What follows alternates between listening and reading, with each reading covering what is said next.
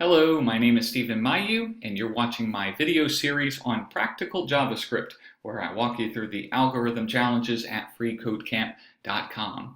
In this video, we are going to complete the Mutations challenge. Quite an easy challenge to do. I don't really like the name of it because we're not actually mutating or changing the array. Anyway, that's what they called it over at the Free Code Camp headquarters, and there's some really smart guys, so I'm not going to argue with them. Let's understand the challenge and we'll jump right into the code. So, mutations.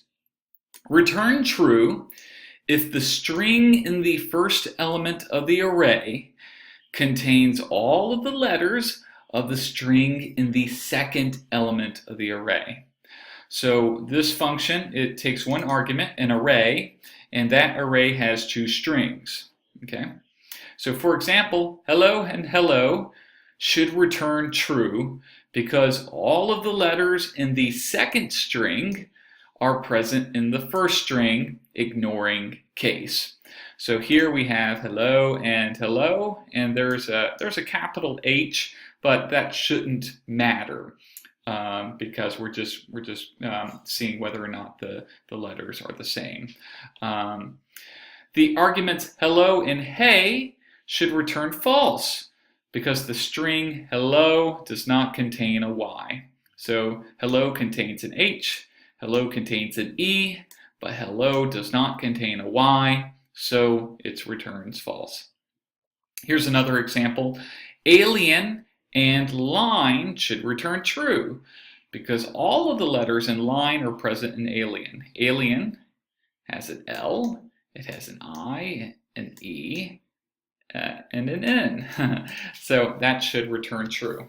And it's giving us this hint right here using indexOf. So let's go ahead and let's do this challenge. I'm going to show you what indexOf actually does. Let's see here. I'm just going to show you something. It's a string method. So I'm going to say that. Okay. No, I don't like that. How about dog? Okay. Dog, indexOf. Right. And let's say O. Okay. So we're going to save that. Going to go to, oops. Go to the example.html file. Oh yeah, forgot to mention. So I created a new JavaScript file, 12_mutations.js, and I already embedded that on line 11 of my example.html file. Okay, so I'm going to go ahead. All right, and look at that. I get a 1. Okay, what happened here? Well, I'm looking for the index number of the character O. So I have this word here, okay, dog. So D is at index 0, O at index 1, and G at index 2. If I do doggy, okay, and I change it to Y, okay, I get an index of 4. So this is 0, 1, 2, 3, and 4. Okay, now suppose I put in something like G. Okay, well there's 2 letter G's. Which one does it return? We have a G at index 2 and a G at index 3.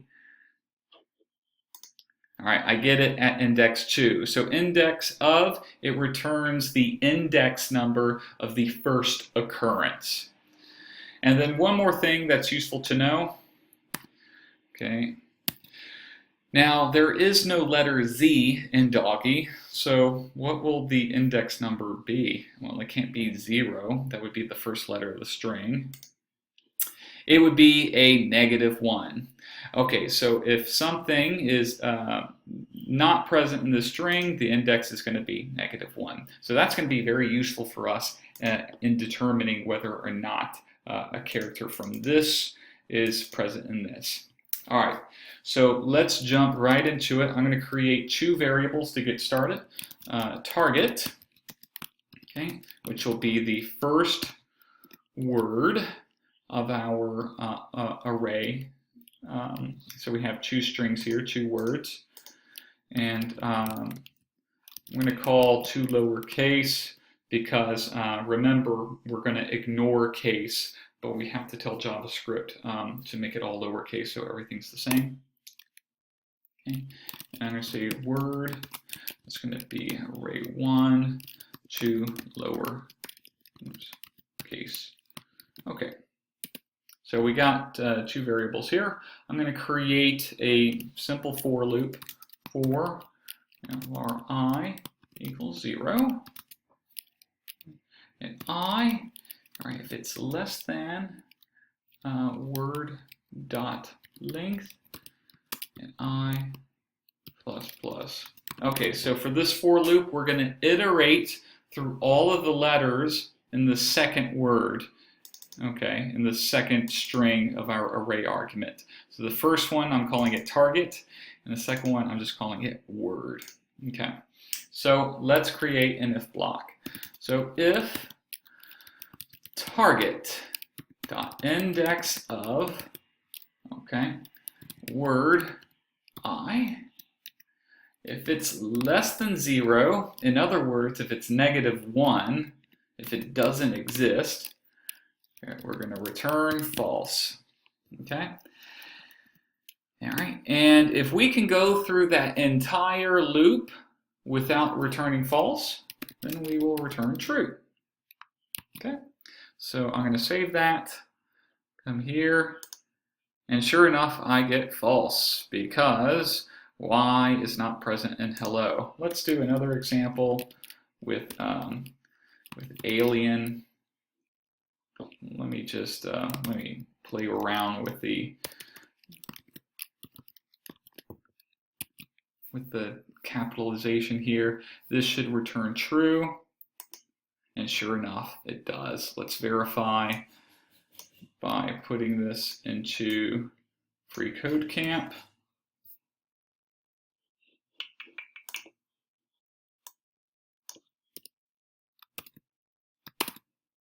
Okay, and sure enough, that works as well. So let's just review it one more time. Okay, this first word we're calling target, and the second word, okay, we're just calling it word, and we're going to iterate through each letter through the second word that we're calling word. And remember index of. Okay, so the target we're calling index of on the target, and we're putting in word with the brackets. So word 0 would be this letter L. So if it doesn't exist, okay, remember index 1 or index of, it's going to return a -1, which is less than 0. So if the letter doesn't exist, we're just going to execute the function return false. If we can go through all of the letters and not hit this return false, then obviously it must be true, so we will return true. And it works at the Free Code Camp website, works in my browser as well.